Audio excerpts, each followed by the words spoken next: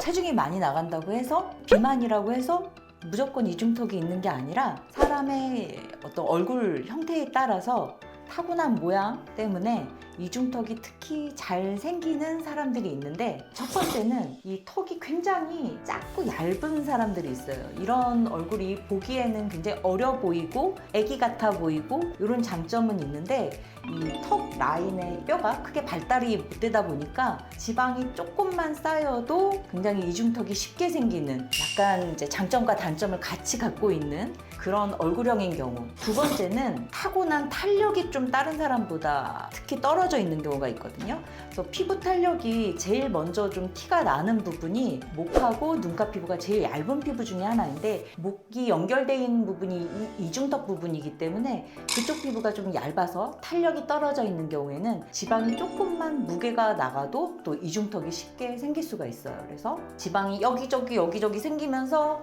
특히 턱 쪽으로 지방이 잘 생기시는 분들이 계시고, 세 번째는 좀 턱 피부 탄력이 다른 사람보다 조금 더 떨어져 있는 경우, 이런 경우 좀 억울하게 이중턱이 쉽게 부각되는 특징이 있는데, 이중턱은 사실 거의 장점이 없는 그런 부분의 고민 부분이라서, 이중턱이 생기면 일단은 첫 번째 나이 들어 보이는 부분이 있어요. 왜냐하면 얼굴이 이렇게 노화되는 과정을 보면은 첫 번째 주름이 생긴다. 이게 제일 쉽게 말하는 부분이죠. 그리고 두 번째 울퉁선이 무너진다. 좀 매끈했던 라인이 좀 울퉁불퉁해지는 부분이 생겨요. 그리고 세 번째는 턱선에서 이런 이중턱 라인이 나타난다. 이게 또 노화의 가장 큰 특징이거든요. 이중턱이 생기는 부분이 이미지상의 마이너스도 있지만 나이 들어 보이는 인상을 딱 줄 수 있는 부분이어서, 이중턱 부분 같은 경우에는 내 지방의 문제거든요.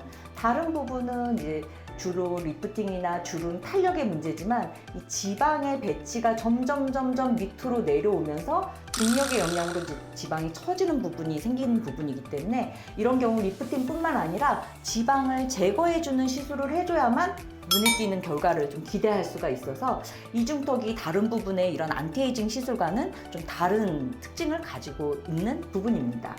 그럼 이제 이중턱을 없앨 수 있는 방법에는 뭐가 있을까? 제일 쉽게 생각할 수 있는 거 수술 있죠? 이중턱도 지방흡입을 할 수가 있어요. 그리고 두 번째는 이제 지방을 녹이는, 예전에 뭐 윤곽주사 이런 주사로 많이들 했었어요. 그리고 세 번째, 이제 가장 최근에 나오면서 좀 효과적으로 요즘 많이 물어보고 있는 브이올렛 시술이 있는데요. 브이올렛은 데옥시콜린산이라는 주사 성분이고, 이 성분이 우리 몸속의 지방하고 반응을 하면 지방을 부드럽게 풀어주고 유화시키고, 그리고 지방의 세포벽을 파괴하는 성질이 있어요. 그래서 지방 세포 수 자체가 줄어서 어느 정도 내가 이제 체중이 많이 늘거나 이렇게만 되지 않으면 어느 정도 영구적인 효과를 기대할 수 있는, 주사로 할 수 있는 좀 간단한 시술이거든요. 그래서 요즘 많이 진행들을 하고 있고, 브이올렛 나 하나만 지금 갖다 줘요. 브이올렛 한번 보여드리려고 하는데요.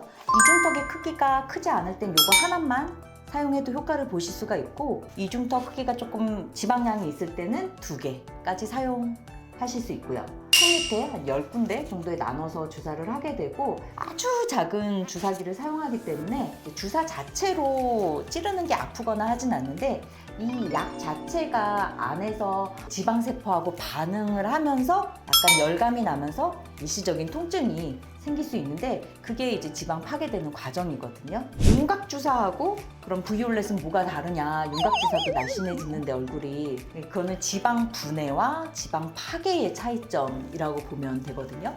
지방세포를 현미경으로 보면 이렇게 생겼어요. 그래서 이렇게 포도송이처럼 뽀글뽀글 이런 식으로 지방세포가 생겼는데, 이 차이점은 이 현상이 얼마나 쉽게 생길 수 있느냐 아니냐, 그게 이제 가장 큰 차이점이고, 지방 분해가 되면 이 세포 수는 그대로 차지하고 있기 때문에 조금 먹거나 조금 뭐 생활이 달라지거나 조금 자세가 안 좋아지거나 하면 이쪽으로 쉽게 지방이 다시 차오르는 성질이 생기게 되고, 지방 파괴는 지방이 들어갈 자리 자체, 공간 자체를 없애줬기 때문에 좀 게을리하더라도, 약간의 체중이 증가하더라도 이 부분은 좀 어느 정도 유지가 잘 되는 그런 특징을 갖고 있고, 이런 파괴되는 과정에서 몸 안에서 자연스러운 염증 반응이 생기기 때문에 이때 약간의 일시적인 통증이나 이런 부분이 있을 수 있다는 게 또 브이올렛의 뭐 단점이자 장점이라고 할 수 있습니다.